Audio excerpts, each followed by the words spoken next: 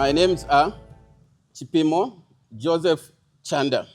I've been at NFCA for close to 25 years, and my specialization is stores and warehouse management. My key responsibilities are overseeing all warehouse receiving, inspection, storage, and issuing operations, ensuring inventory accuracy through perpetual and periodical stock counting, maintaining warehouse safety, security, and the 6S standard across all the stores. Finally, but not the least, ensuring materials reach the right place at the right time to support uninterrupted production. Important English words that we need to learn. The first one is the supply chain management. Supply chain management is a coordinated management of all activities from sourcing to delivery, integrating suppliers, procurement, logistics, warehousing, and end users into a single value chain. Purchase requisition. This is a formal internal request submitted by end user department to initiate a procurement. Purchase approval. This is the authorization process through which a procurement request is formally reviewed and approved before a purchase order is issued. Purchase order, the official document sent to supplier confirming an order, specifying items, quantity, price, and delivery terms. Inquiry / quotation. An inquiry is a request for price sent to the supplier. The response is a quotation. The response received from the supplier is called the quotation. Vendor selection. This is a process of choosing the best supplier based on price, quality, delivery time, and the reputation. Expediting. This is the follow-up on ordered goods to ensure timely delivery and prevent production delays. VMI. VMI is a system where the supplier sets up a dedicated store on the buyer's premises and manages replenishment directly. Goods received voucher. It's a document raised upon receiving goods into the warehouse, confirming quantity and condition. Binning. This is placing of the received goods in their designated warehouse location after acceptance. Bin card. This is a record showing stock movement at a specific bin location. Inventory control. This is a situation where you maintain optimal stock levels sufficient to prevent stoppages without excessive accumulation. Provisioning. This is planning and preparing stock in advance to meet future operational needs. Material requisition. Reorder level. Maximum stock level.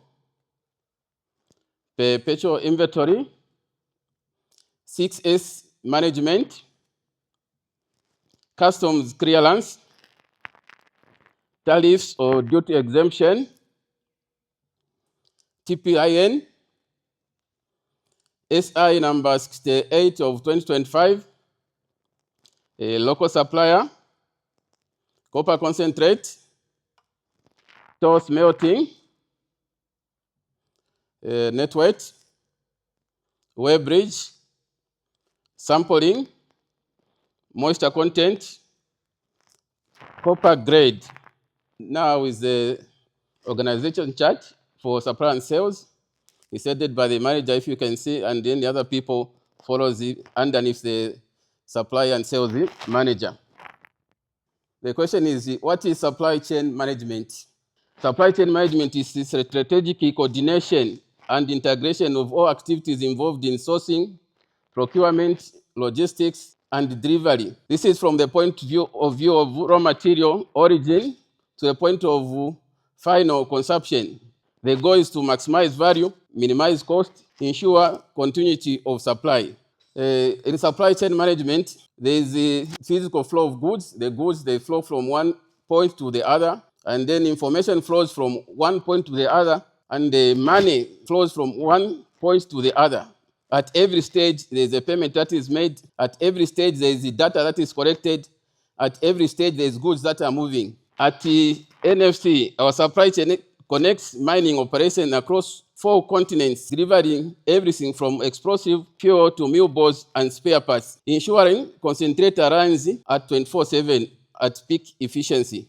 The core functions of supply and sales department. There is a purchasing section, there is clearing section, there is stores section, there is stores account, and final but not the least, sales section. Section 1, we are going to talk about the purchasing section, the roles and responsibilities of the purchasing section. This is the starting point of a supply chain. At NFC, it corrects the operational needs, global suppliers, ensuring we secure quality materials at the best cost. The key activities. The key activities start from the end user who are able to identify a need. After the need is identified, the stock level is reviewed. After the stock level is reviewed, the purchasing section are going to source globally based on quality, cost, and reliability. This does not include the reputation of the company that you are going to buy from. After sourcing has been done, there is the negotiation for you to make a contract. A contract is a binding document that is used in the purchasing section. After the contract has been negotiated, the order is made, and the order is confirmed by the supplier by signing on the order to say he has received the order and is going to abide by the conditions that is set on the order. The other key responsibility of purchasing section includes expediting. This one is a follow-up on the delayed deliveries so that it does not disturb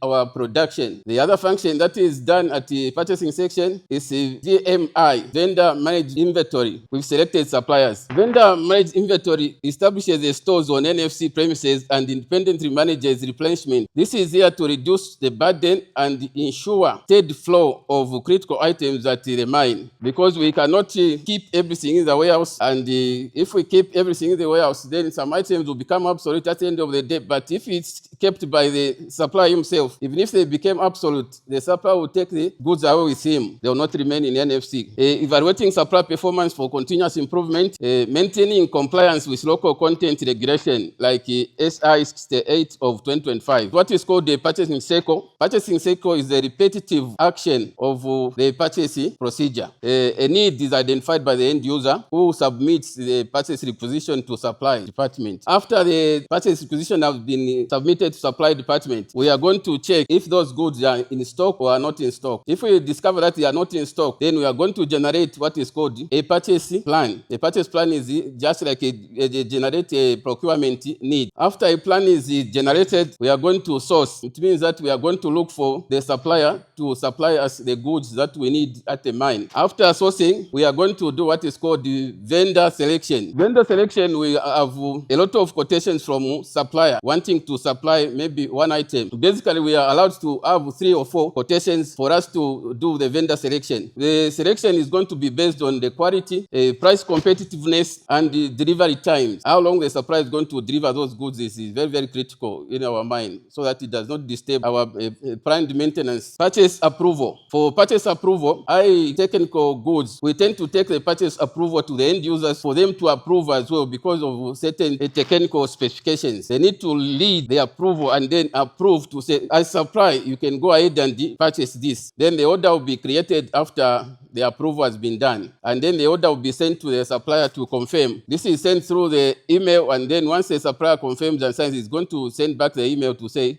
he has received the order. Once the order has been confirmed, the supplier now will deliver the goods at the NFC supply department. The goods that are delivered will be subjected to receiving procedure as well as inspection. From here, we are going to go to the invoice processing. Once the goods have been accepted, we need to process the invoice so that we pay the supplier that delivers the goods to the mine. The payment processing is going to continue from supply and sales department to finance, where they are going to do the payment itself. Then the supplier will be evaluated, will be checked. Did he meet the parameters that we set for him to deliver? Did he give us a delivery on time? Did he give us the cost that was required? Was the quality of the goods all right? These are the issues that we are going to evaluate the supplier on. This cycle repeats for every item that we purchase at supply. This, we are going to go to the statutory instrument number 68 of 2025. This is the law that was created last year by the Minister of Mines and Mineral Development. The percentage that we are seeing here is a percentage of compliance that we are supposed to achieve as the supply and sales department. The legal framework. This law was signed on 14th October 2025 to be effected on January 2026. It mandates all mining companies in Zambia to procure a minimum percentage of goods and services from local suppliers with escalating targets through 2031. In the first 6 months, you are supposed to achieve 20% of the total procurement budget. By 1st January 2027, the percentage of total budget procurement should be 25% go to the local suppliers. January 2028, it should escalate to 35%. By January 2031, the total procurement budget, the 40% or more should go to the local suppliers. Price preference and services. What it means here is if a local supplier is more by 15% and an international supplier is less by 15%, the order will be given to the local supplier because they've got the preference of 15% higher. Article number 6 talks about what is called the non-core services. Non-core services here are called catering, security, transport, and cleaning. For these non-core services, all the 100% procurement should go to the local suppliers. Who qualifies as a local supplier? First, there is the registration. The local supplier should register with the supply and sales department, and the company should be based in Zambia. Then the second one should be ownership. The ownership of that company should be 25% more or Zambian citizen on shareholding. Then the last and not the least, the TPN number. These local suppliers should be able to have a valid taxpayer identification number. If we don't follow this local content, the penalty for not following this is 400,000 kwacha plus 60,000 kwacha per number of days that we are non-compliant. What is the impact of this law on the supplier and the sales under NFC department? There is what is called the quarterly reporting requirements to the government of the Republic of Zambia. There are forms that are supposed to be filled in. The second section is the clearing. It involves the paying of duties at the borders for imported goods. Zambian custom ensure that we should efficiently comply to the law of Zambia for the imported goods, where we are supposed to pay the duties and VAT. These duties are called the tariffs. So this section is charged with the responsibility of preparing import documents. Once they prepare import documents, they do the declaration at the border to say these are the goods that we have imported and they are going to pass through the border. The same section is charged with the responsibility of calculating the tariffs, the duties, and then making sure that we pay the tax for those goods that we have imported. The same section is charged with the responsibility of ensuring that the goods in transit are expedited so that we don't have a production disruption at the mine. The same section is got the responsibility of submitting compliance reports to customs and mining authorities, because at the end of the day, the customs and the ZRA will visit the mine and will try to audit our section if we are able to comply to the laws. There are essential skills that a person needs for him to work under the clearing section. Of course, he's supposed to understand the Zambian customs and the regulations and import procedures. Then he's supposed to understand SADC and internal trade compliance requirements. He must be proficient in tariff classification and duty calculation. If he cannot calculate the duty, then he's not able to work under clearing section. He must have the strong communication with customs broker. That means the clearing agents that we deal with, the shipping companies and the regulators. The regulators are ZRA. He is a person that's supposed to have detail in document preparation. The other section, which is under supply and sales department, is stores, has got a lot of procedures. There is what is called receiving procedure, issuing procedure, and the rest, but we'll start with receiving procedure. Receiving procedure means that the supplier arrives at the NFCA, presents a document to the receiver. The receiver is going to retrieve the order, and then he is going to compare the details on the order with what has been delivered. Then there will be joint inspection. The inspection that is jointly done is the end user, the storekeeper, and the receiver will come together and inspect the goods. After inspecting the goods, if they are compliant, they are going to be entered into the system and the GRV raised. If they are not compliant, the goods will be sent away together with the documents. For the goods that are compliant, the GRV will be sent to the head of stores for him to approve. Once he approves, the copies that are going to be brought to be distributed as follows. The pink copy will go to stores accounts. The white copy will go to a storekeeper. The yellow copy will go to purchasing. The blue copy will go to receiving. The pink copy is very, very important because this is the one which is going to proceed to the payment section. Once acceptance has been done by those goods that are at stores, they are going to be binned now. It means that they are going to be put away in their respective shelves. We have two types of binning. There's what is called fixed location. The same item will be put on the same location every now and then. Is what is called random. There are special receiving procedures that we are able to do for certain materials. Not all materials use the standard procedure. There are certain materials that need these special receiving procedures. Like fuel, we receive it by the meter. When we decant the fuel, the meter is going to show what quantity is passing through the meter. The starting meter and the end meter will give us the difference. The difference is the quantity that we have received. The meal balls that are used, the concentrator, received using the web bridge. The explosive that are received at the magazines, we need to have a special person that understands the explosive. That's where the magazine master comes in.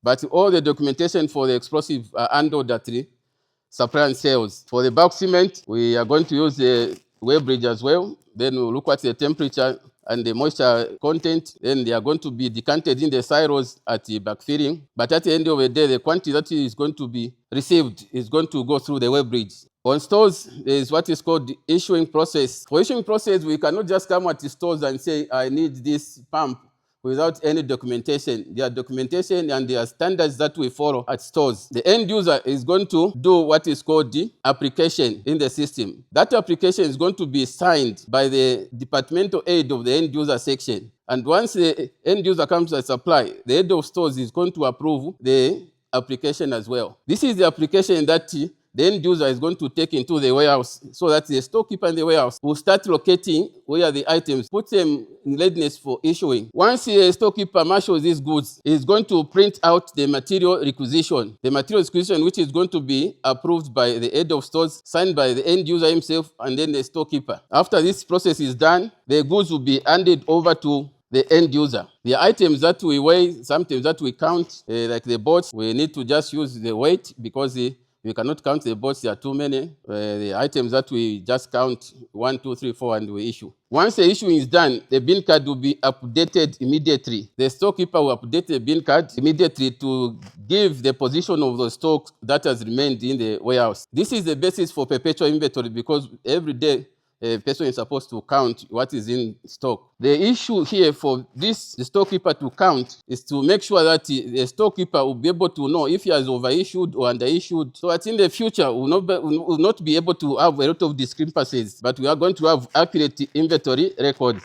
Inventory control and safety. The way we control our inventory is there are items that we are procured direct from stores that are commonly used, like the work suit, the gumboots. We have what is called the order level. When the stock reaches the order level, it means that we need to replenish, we need to purchase new stock. So we'll do an order as soon as possible. And when the stock reaches what is called the maximum level, it means that we will not be able to receive any stocks because the maximum level has been reached. So no receipt is going to be accepted until there is consumption on that item that has reached the maximum level. We have 4 types of stock count. There's what is perpetual. Perpetual means a daily counts. There's the monthly counts, mid-year verification in June. Then there's the annual year-end audit. The annual year audit is even submitted to finance to ascertain the value of stock at the end of the year. Because the stocks represent money, so they should be able to know how much money we have in stores. Safety and security. We tend to control the access to the warehouses.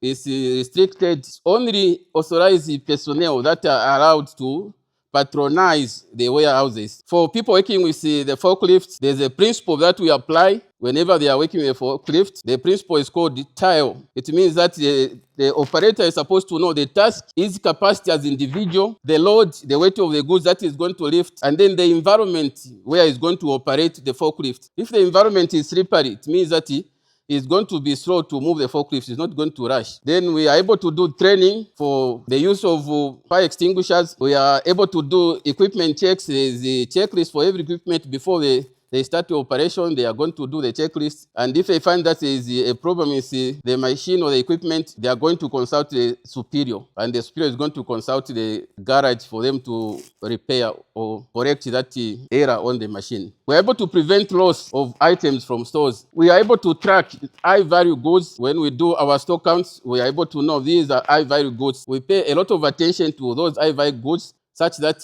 we make sure they are well kept, their quantities are correct. At stores, we are able to maintain what is called 6S management. This set in order, sort, shine, standardize, sustain, safety in our daily operation. These are a standard norm. These are a standard norm in stores operations. You should be able to maintain these norms in our warehouse. We go to the other section, which is stores account. This section is concerned with processing of payment. The payment that comes from the goods received voucher and the invoice and the GRV then is sent to stores accounts for payment processing. This section again is charged with the verification of the invoice. The invoice should be checked against the purchase order and GRVs. All the petty purchases, paid cash purchases, and spot purchases are handled by this section. It is the responsibility of stores accounts to coordinate with finance and reconcile on payments that we have received from suppliers. It's the same department that conducts the stores audits to make sure that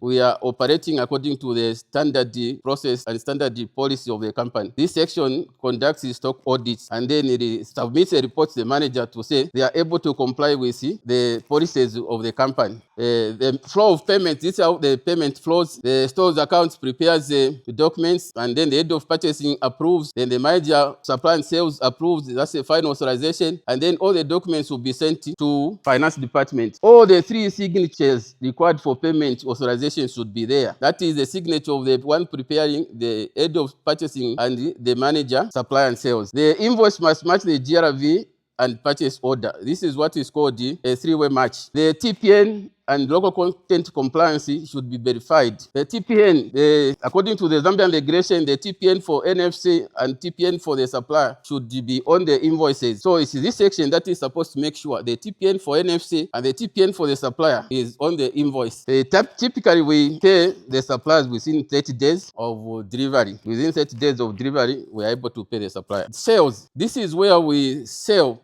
our copper concentrate and then get the revenue that the company needs. How do we go about this process of selling our copper? As supply and sales, we get information from production department. From the production department, which is concentrator and production, then we are going to make a schedule of how many trips we are going to do in a month after they have given us the production figure. Then there's what is called toast melting. This is where we take copper to smelter, and then they add value to the concentrate, and then bring it back to us after we pay a certain fee. Copper products, this is a product for copper and the percentage of copper grade in the concentrate. Global sales, these are the sales that we do as the supply and sales, where we gain the revenue for the company to use. The standard operating procedure, there are 19 steps, but I'll not be able to mention. I'll just say there's a requisition, budgeting, route planning and logistics, weighing, sampling, then the post-dispatch will be settlement, documentation, payment, verification, reconciliation, and the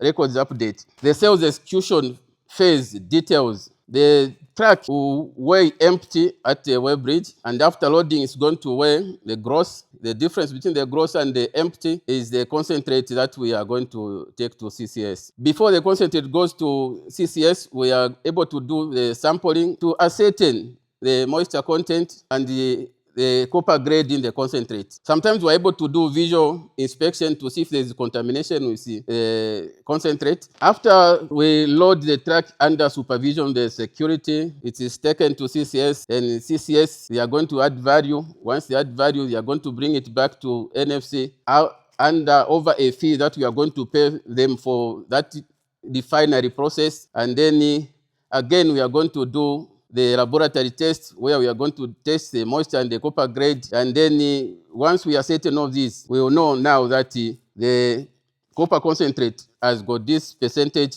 and the moisture content has this moisture content, which affects the weight of the copper concentrate. Like I said, moisture content directly affects the settlement weight. Copper grade determines the commercial value and price. So smelting is a smelting that happens at CCS, where we pay a fee for us to have our copper added value to and refined and then brought back to us so that we can sell. We don't work in isolation as the supply department. We collaborate with all the departments in NFCA. Why does this collaboration and coordination matter? This one matters because we want to ensure that the timely supply of critical items are brought at NFC to prevent production stoppages. The other point why we collaborate is to maintain safety compliance across all warehouses. When we are operating, we should make sure that all operational standards follow the safety rules read under the company policies. We want to achieve cost efficiency and comply with the regulation.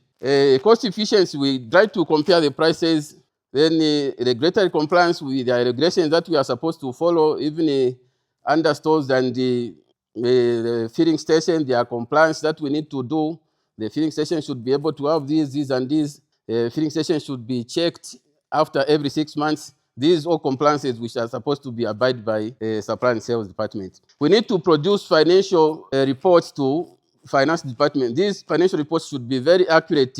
We don't need to produce financial reports that are not accurate, because there is auditing. Auditing will come and find that these documents were not accurate. Why coordination matters? This is to enable us shipping and customs coordination. It means that whenever the goods are moving, if you are not coordinating with other departments, we will not be able to know where the shipment has reached, when it's going to arrive at NFC, if it's going to arrive late, what impact it's going to have on the production. So we need to know all this information. Supply department as a strategic enabler. What it means is every ton of oil state, every pump that runs, every blast that fires, depends on the material or service that our department sourced, cleared, received, and issued.